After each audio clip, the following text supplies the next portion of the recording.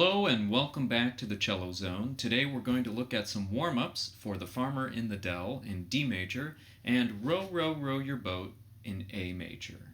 Both of these pieces use a hooked bow pattern. The Farmer in the Dell has a smoother hooked bow style, and Row, Row, Row Your Boat has a little bit more of an articulated style with a staccato articulation on the 8th note. We're going to practice doing the hooked bow pattern in both styles up and down the scales of D major and A major. We're going to do it in stages, so we'll start with a 1-octave D major scale on the top 2 strings, the D and the A string, using the smooth Farmer in the Dell hooked bow style. We're going to go through a progression, a harmonic progression, as far as rhythmically, when are we changing our notes? How long do we stay on one note before we move to the next scale note? So I'll be guiding you through this, playing along with you. The first thing we're going to do is practice our smooth hooked bow for Farmer in the Dell. This involves doing a down bow, stopping the bow, and then continuing down bow. So you get 2 notes on your down bow. And then starting an up bow, stopping it, so you have enough room left to continue on to play a second up bow note. This can be a little bit challenging at first, and it's essentially like a slur, but a lot of times we do hooked bows on the same pitch. So if I don't re-articulate with my bow, it will just sound like a longer note instead of 2 separate notes. So that would be without any stopping of the bow, no re-articulation, just sounds like a longer note. Now if I simply stop about 2/3 of the way through my bow, have a little pause, and then continue on through the rest of the bow, it's going to sound like I have 2 notes on the same bow. See how it sounds like 2 separate notes, but it's all happening on the same bow stroke. If we're going back up, here's what it sounds like without re-articulating anything. Just like a smooth up bow.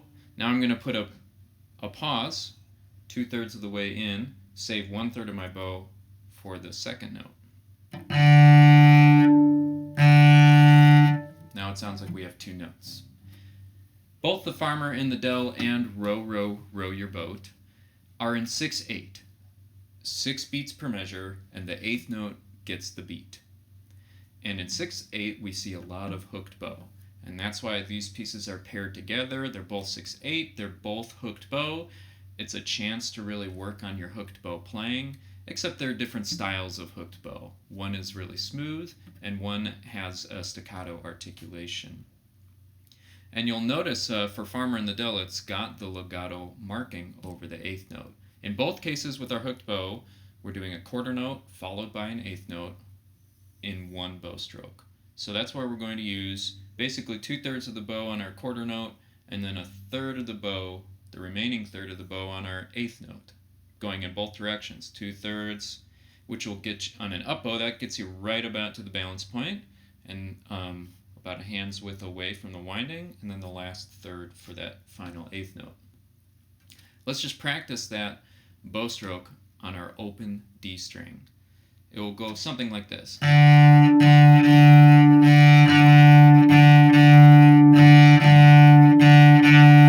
Okay, so I want you to join in with me and try to keep your bow on the string. Don't let your hairs come out of the string. We just want to pause. Just park it for a second and continue on. It's like we get to a little stoplight or a stop sign. You stop, you keep rolling. Okay, here we go. 1, 2, 3, 4, 5, 6.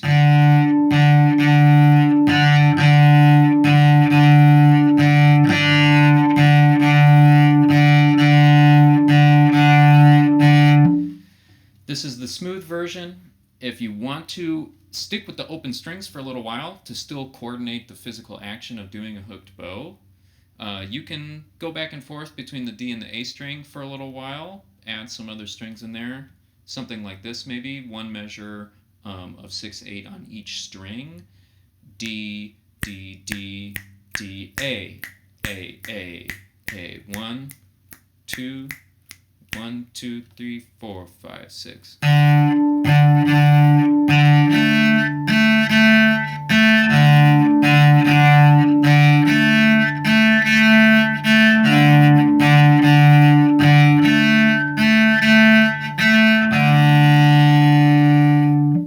Okay, that's an idea for some additional warm-ups. That's kind of like a bonus round. If you feel really comfortable just coordinating it on one open string, like the D string, try in time at the measure to add a different, or add a new pattern in, add a new open string in there. In this case, we're just keeping it to the root, the D, and the fifth A.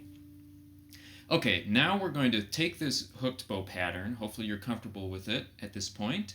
And if not, go back, hit the pause button, practice it some more until you are. We're going to start throwing this hooked bow pattern at the D major scale to start with. Farmer in the Dell style, smooth. And what we're going to do is take the pattern from the first measure. We're taking the bowing pattern that you see in measure 1, which is the first complete measure, not the little pickup. That's not measure 1. The first complete measure where you have down, down, up, up on the open D string. And we're going to take that pattern and sequence it up the D major scale, meaning that we're going to play that pattern on the root of the key, the first scale degree D. Then we're going to take that pattern and bump it up a step to the second step of the key, and we'll just keep bumping that whole pattern up a step, up a step, up a step till we get to the top. Then we'll start coming down, and we're going to repeat that top note to help give our ear the framework of D major. Okay, if that didn't make any sense, hopefully once we start playing it, you'll get the idea real quick, and you can rewind and start again with me. Here we go. We're going to sequence measure 1's bowing pattern, the hooked bow pattern, on the D major scale on the top 2 strings. 1, 2, 3, 4, 5, 6. 1, 2, 3, 4, 5, 6.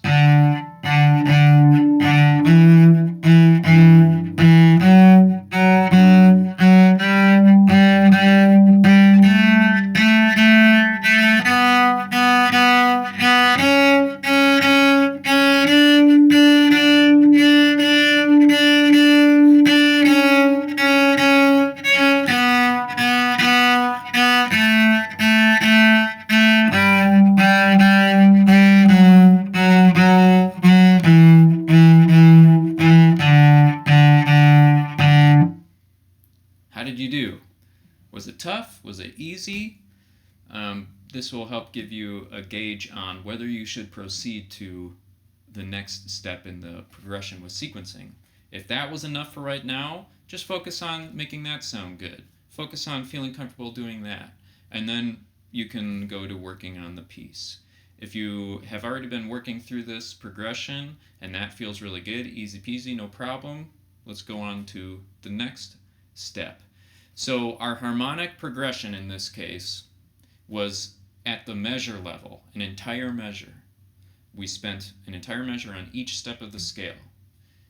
D, E, 2, 3, 4, 5, 6, F sharp 2, 3, 4, 5, 6, G, 2, 3, 4, 5, 6. Now we're going to make it the harmonic progression twice as fast. We're going to spend half of our measure on each step of the scale. So we're going to get up to the top of the scale twice as fast now, which means that every time we're going to change bow directions, we're going to change our pitch, our step of the scale as well. Let me give you a little example. So every time I'm doing that hooked bow pattern, it's lasting for one scale step, and when I change directions, we go to the next scale step. Let's try it all the way up and down the 1 octave D major scale. A little bit faster. 1, 2, 3, 4, 5, 6. 1, 2, 3, 4, 5, 6.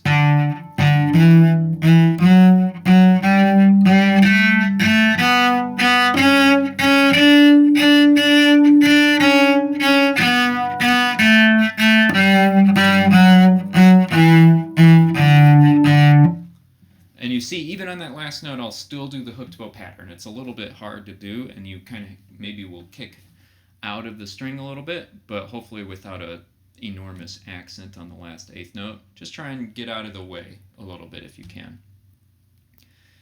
Okay, so now we're going to have our harmonic progression again, but because we're in 6/8, it's not going to be even.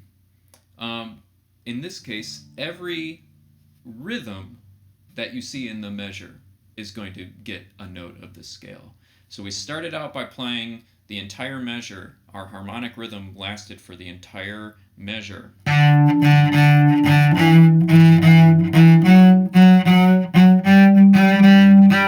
The next step was to cut that in half. So every time we were changing bows, at the half of the measure, we're changing a note of the scale. And we start zooming up the scale. Now, every time there's a new rhythm, quarter, eighth, all of those will have their own separate note of the scale. So every time we play in the next rhythm, we move to the next note.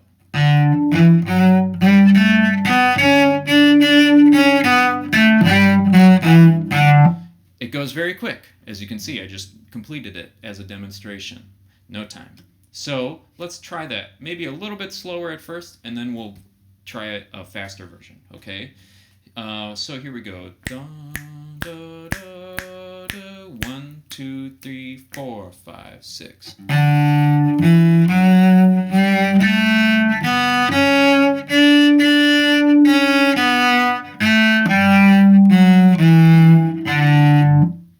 Okay, I guess that was about a medium tempo, but 6/8 should have a flow to it. It's not like a slow meter. It needs a little bit of tempo to keep rolling forward. So if that was too fast, go into the YouTube playback settings, put it at half speed, put it at 3/4 speed, whatever speed you need it to play back at. That's an easy way to slow down the tempo. And if not, just pause the button, grab your metronome, find a metronome setting that works for you right now, that you can play all the notes coordinated with that bow pattern, and spend some time playing at that tempo. Okay? Let's try a faster version of the same exact exercise. Every time we change a rhythm with our bow, or articulate a rhythm with our bow, we're going to change a note of the scale. Okay? Dun, da, da, da, da, da, da, 1, 2, 3, 4, 5, 6. 1, 2, 3, 4, 5, 6.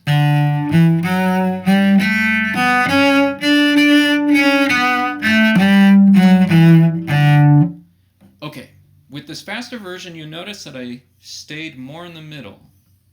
I didn't need to use my entire whole bow. We're at a faster click, so kind of staying somewhere in this middle region.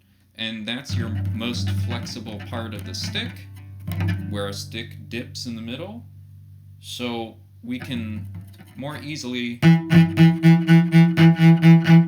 rearticulate by using our leverage, fulcruming with thumb and 1, and rotating at the forearm to leverage in, and you can articulate that way very easily in the middle. So for the farmer in the Dell with our smooth hooked bows, we need enough of a pause in the bow for the listener to register that there's a new note. But it can't be such a long pause that it changes the rhythm or that it changes the articulation. We still want the eighth note to be a legato smooth note.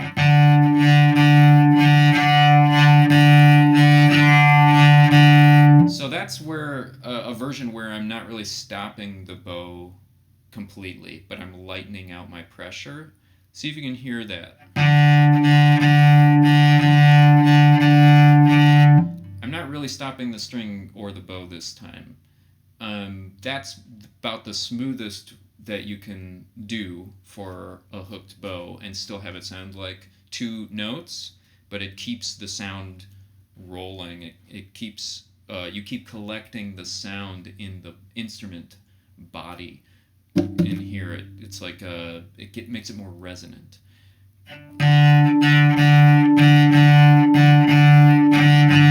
There I'm stopping the bow on the string for a brief moment to have more clarity between the rhythm of the two notes.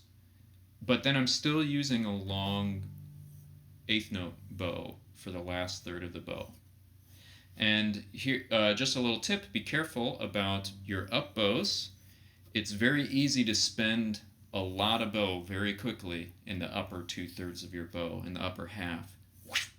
So the danger is that people don't get out far enough on their down bows for the first 2/3. They don't spend that quickly enough. And then on the way back, they spend this too quickly. And then suddenly you have no room left for that last eighth note, and you're crunched.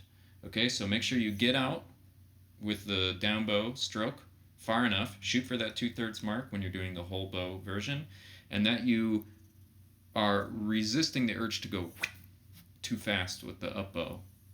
Make sure that you be conservative and get past the middle a little bit, and then see how much room you have left. A little bit slower at first, save some room so that you're not crunched way back here by the hand. Now we're going to do something we haven't done yet. This is completely new stuff. We are going to work on the low strings fingering for D major. The reason we haven't really done much with this yet is because it uses extension, forwards, sharp keys, extension, on the low strings. That's pretty tough. You have to play around with this. Keep your wrist straight, no bending side to side. Don't crank it like a swan neck, okay? We want to keep this basically straight with a little bit of a support from the wrist, so this can hang a little bit. But the elbow needs to come up. When you're on the low strings, remember from our previous videos about leverage. If you want power on the low strings, you have to leverage your arm weight into the string by getting that elbow up. But because we have an extension, you may have to also play around with where does that elbow go. For some people, they need that extra help on the extension, and they have to bring their elbow forward a little bit because you can get a little bit extra length out of that extension that way. But it's not great to be in that position for too long. Eventually we want to be able to do the extension simply by getting this up a little bit, going spacing out forward, keep thumb and two paired together. These two, it's like they've got magnets in the tips of your fingers, so wherever second finger goes, thumb follows, including on the extension, okay? So this is a little bit tricky, and that's why we don't cover it right away. It takes some time to get to it. And even we don't really need it for the farmer and the Dell, but because we're doing the farmer and the Dell in combination with row, row, row your boat, we need this we need this extension on multiple strings for A major. And all of this extension down here will come in handy as we're working on A major. So it's just a convenient time to start working on the lower octave of D major. We need those extended notes for A major anyway. Okay, here we go. I'll lead you through the notes. We've got first finger on D, the note D, on our C string. So use your open D, match to that note, and tune up your first finger to the D string. Now we're going to have 1, extended 2, 4. Remember that this 2, 3, 4 stays chromatic. Okay, it should look like that. Open G, 1, stay extended, 2, nice extension here, can fit another finger in between those easily, and then 4, 2, 3, 4 stays chromatic again. So we have the same exact extension on both strings, okay? Extension, extension, chromatic, chromatic. Open, open, close, close. From low strings to high strings is the D major fingering pattern in first position. So let's tune up our note again. I'll lead you through the notes. starts on 1, extended 2, careful with your elbow and your thumb, tune it up, 4th finger, that's F sharp, open G, 1st finger, extension, 4th finger, that's C sharp, D. Then you see I've opened up a lot, and I can come down closed now for the rest of the scale. Back to 0 and 3/4. Okay, we just spent a lot of time working on that, but I just wanted to show you the fingerings for the lower part of the scale. Let's start on open D, make our way back down. Open D, now this is kind of tough. You have to start out with that extension, so get it ready. There's your C sharp. Second finger, extension for 1, open G. Still have that extension. You see I'm quite raised. First finger's kind of popped open. Now I rotate it back a little bit.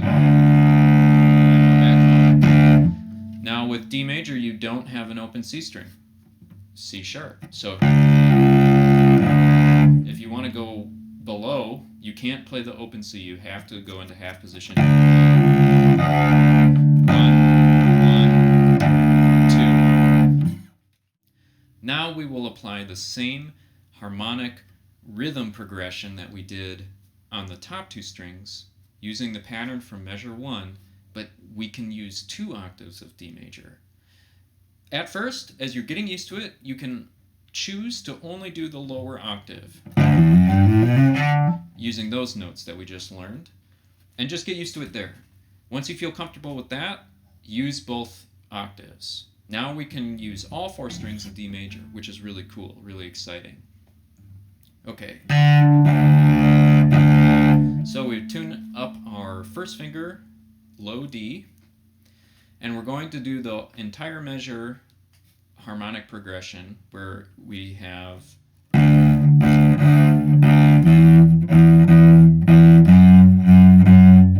each note of the scale lasts for 1 measure. Here we go. 1, 2, 3, 4, 5, 6. 1, 2, 3, 4, 5, 6.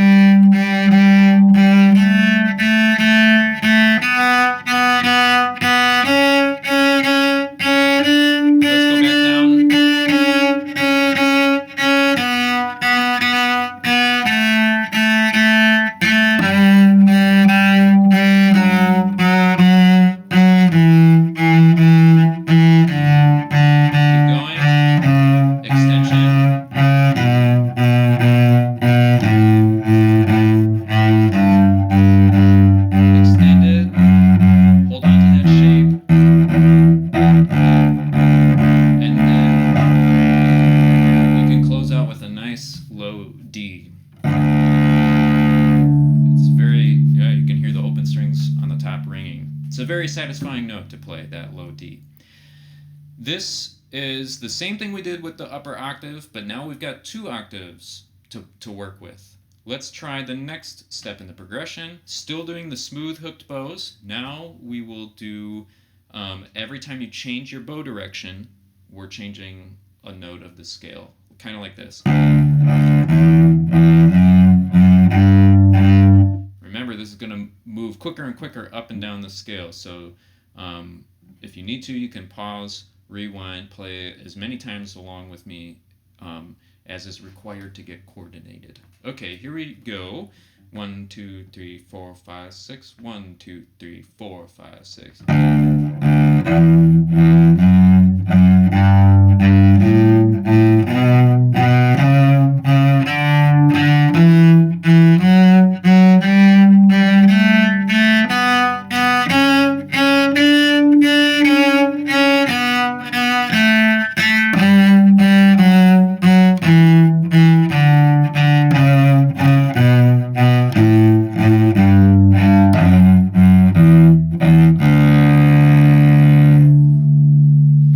we choose to just simply end it in a musical way without doing the bow pattern on low D, just because of how the phrasing of the measures works out. Notice how the amount of measures it's going to take for us to get through that pattern of the 2 octaves is different, and so we make a little bit of a different musical decision on how to end our exercise. We're not repeating the roots on the top or in the middle just because of the way that the 6/8 plays out. It just makes a nice arc, and it feels more musical to keep it going. Now we'll do a harmonic progression that's even smaller, where every rhythm in the pattern gets its own note of the scale. It's going to feel like it goes fairly quick, but let's jump in, give it a try. If you need to, you can tune to your open D, and it's going to sound like, okay? Here we go. 1, 2, 3, 4, 5, 6. 1, 2, 3, 4, 5, 6.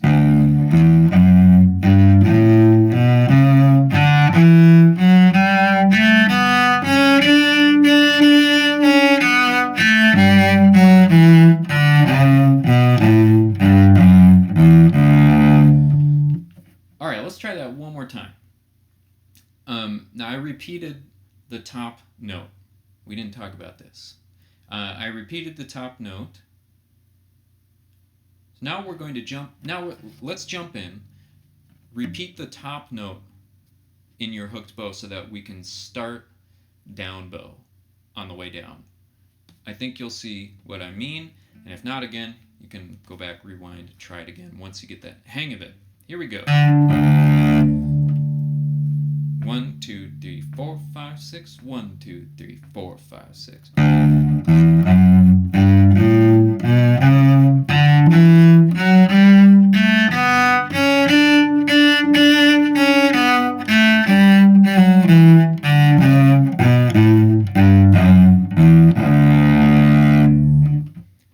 Let's try one more time.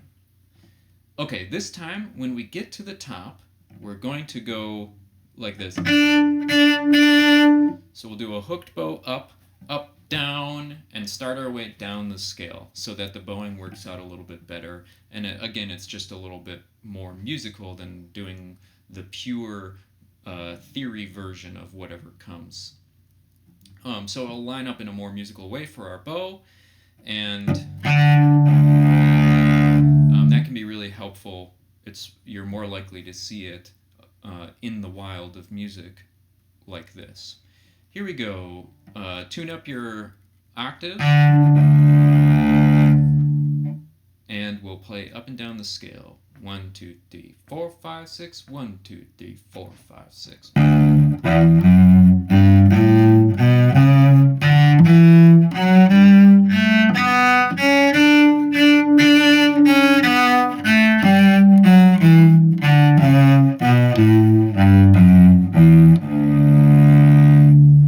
Again, on the last note, we just have a nice arrival on the root of the key. Okay, this is all we're going to do for Farmer and the Dell using our smooth hooked bows. It takes a while to get that coordinated, so take your time with it. There's plenty of stages of progression here. You can do 1 octave on the top strings. You can do 1 octave of D major on the low strings. You can do both octaves. You can spend all of your time coordinating at these different stages of the harmonic progression. So if this is good enough for you right now, and you just need to spend some time getting that figured out, take as much time as you need. Once you feel comfortable with that, make those harmonic progressions smaller and smaller, okay? This gives everyone plenty of room for progression within the warm-ups for this same piece. Okay, I'll see you in the next video where we work on the row, row, row your boat versions of the hooked bows in A major. We're going to take all that D major stuff on the low strings that we just did, bump it over a string for A major. All right, I hope you enjoy The Farmer in the Dell, and I really hope that this helps with your hooked bow practicing. Good luck.